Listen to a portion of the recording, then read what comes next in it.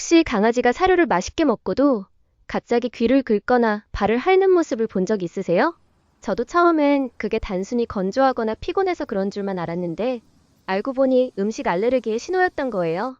오늘은 강아지 알레르기를 유발하는 대표적인 성분들, 그때 나타나는 증상, 그리고 사료를 고를 때 보호자가 꼭 알아야 하는 주의사항까지 아주 꼼꼼하게 알려드릴게요. 저와 함께하는 산이는 뭐든 잘 먹는 편이에요. 하지만 작년 여름, 새로운 사료를 먹이기 시작한 지 한 달쯤 됐을 때였어요. 어느 날부터인가 귀를 긁는 횟수가 하루에도 수십 번이 됐고, 밤에는 발을 계속 핥느라 잠을 제대로 못 자더라고요. 그 모습이 너무 안쓰러워서 바로 병원에 데려갔죠. 수의사 선생님이 귀 안쪽을 살펴보고는 귀진드기는 아니에요. 혹시 사료를 최근에 바꾸셨나요? 라고 물으셨어요. 그 말을 듣는 순간 한 달 전 마트에서 기존 사료보다 많이 저렴하게 할인을 하고 있어서 홀린 듯이 집었던 사료가 생각났어요. 그때까진 맛있게만 먹으면 되는 거지라고 생각했던 저의 안일함이 문제였던 거죠. 강아지 알레르기를 유발하는 재료는 생각보다 다양하지만 그중 가장 흔한 건 단백질원이에요. 첫 번째는 닭고기와 소고기예요. 가장 흔하고 단백질 함량이 높아 좋은 재료라고 생각되지만 오히려 장기간 섭취하면 특정 아이들에게 면역 반응이 생길 수 있어요. 산이의 경우도 바로 이 닭고기가 문제였어요. 두 번째는 유제품이에요. 특히 작은 종의 강아지나 유당불내증이 있는 아이들은 치즈 한 조각만 먹어도 설사나 구토를 할 수 있어요. 저도 예전에 산이에게 치즈 간식을 줬다가 다음날 아침 변 상태가 갑자기 묽어져서 깜짝 놀랐던 기억이 있어요. 세 번째는 곡물류, 특히 밀과 옥수수예요. 모든 아이가 민감한 건 아니지만 곡물 단백질에 예민한 경우 피부 발진이나 지속적인 눈물이 나타날 수 있어요. 네 번째는 인공 첨가물이에요. 색소나 향미제를 넣어 색을 예쁘게 하고 냄새를 강하게 하는데 이런 성분들이 간과 피부에 부담을 줄 수 있죠. 그럼 구체적으로 어떤 증상이 나타날까요? 첫 번째, 귀를 자주 긁어요.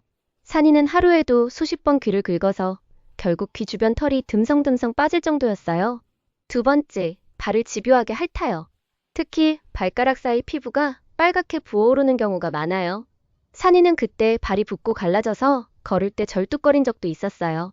세 번째, 변 상태 변화예요. 설사나 묽은 변이 며칠씩 이어진다면 단순 장염이 아니라 음식 알레르기일 수도 있어요. 네 번째, 피부 발진이에요. 배나 겨드랑이처럼 털이 적은 부위에 붉은 반점이 올라오는데 심한 경우 진물이 나기도 해요. 마지막 다섯 번째, 행동 변화예요. 평소 활발하던 아이가 기운이 없고 산책을 거부하는 경우도 있죠. 이런 증상이 반복되면 첫 번째로 해야 할 건 사료 성분 확인이에요. 저는 산이 사료를 바꿀 때 단일 단백질 사료를 선택했어요. 하나의 단백질원만 들어있는 제품이라 원인을 찾기 쉬웠죠. 그리고 절대 한 번에 바꾸지 않고 기존 사료에 새 사료를 10%, 30%, 50%씩으로 늘려가면서 1에서 2주에 걸쳐 바꿨어요. 사료 선택 시 주의할 점도 중요해요. 첫째, 성분표를 가장 먼저 봐야 해요. 첫 세 가지 재료가 무엇인지 확인하는 게 핵심이에요. 둘째, 재료가 단순한 걸 고르세요. 재료가 많을수록 알레르기 원인을 찾기가 어려워져요. 셋째, 무곡물 사료가 무조건 좋은 건 아니에요. 곡물이 문제인 경우도 있지만 오히려 곡물이 없으면 변이 너무 딱딱해지는 아이도 있어요. 산이의 경우 닭고기 대신 오리고기 단백질로 바꾼 후 증상이 확 줄었어요. 지금은 귀도 깨끗하고 발도 더 이상 빨갛게 부어오르지 않아요. 밤에도 편하게 자고 아침에 일어나면 예전처럼 꼬리를 흔들며 뛰어와요. 이번 일로 산이에게 잘 맞는 사료 성분을 아주 정확하게 알게 됐어요. 강아지 알레르기는 평생 관리가 필요할 수 있지만 보호자의 관심과 기록이 아이를 훨씬 편하게 만들 수 있어요. 매일 먹는 사료, 그 작은 선택이 우리 반려견의 삶을 바꾸거든요. 혹시 지금 함께하는 아이가 이유 없이 가려움, 설사, 귀 긁기 같은 증상을 보인다면 오늘 당장 사료 성분표를 한번 확인해 보세요. 그 습관 하나가 아이의 하루를 훨씬 더 건강하게 만들 수 있어요.